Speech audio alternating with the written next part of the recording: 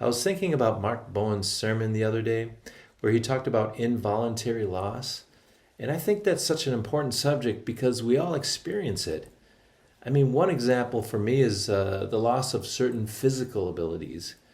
I mean, really, if I were today to play tennis with my 30-year-old self, yeah, it wouldn't be too pretty.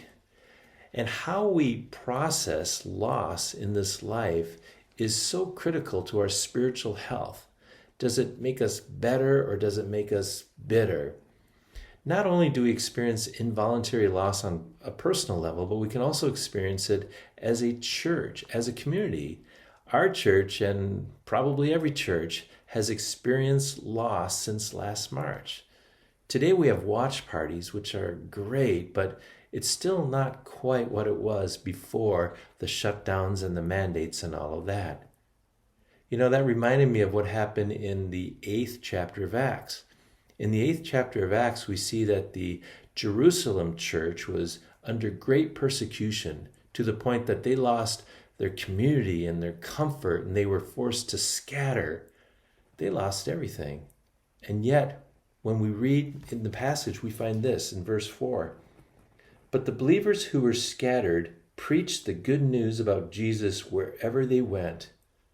You see, the gospel went forward even though they endured great loss.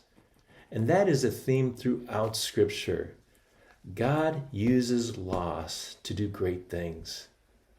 And so, if you're experiencing loss in your life, I just want you to remember this perspective.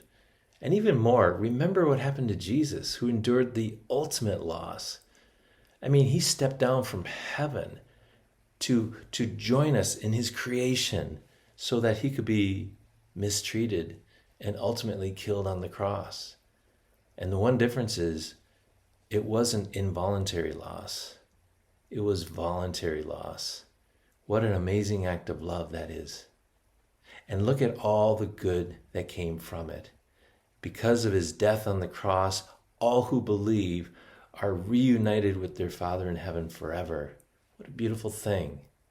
So if you are enduring involuntary loss right now, I just want you to remember this perspective to hopefully encourage you that God does beautiful things through loss.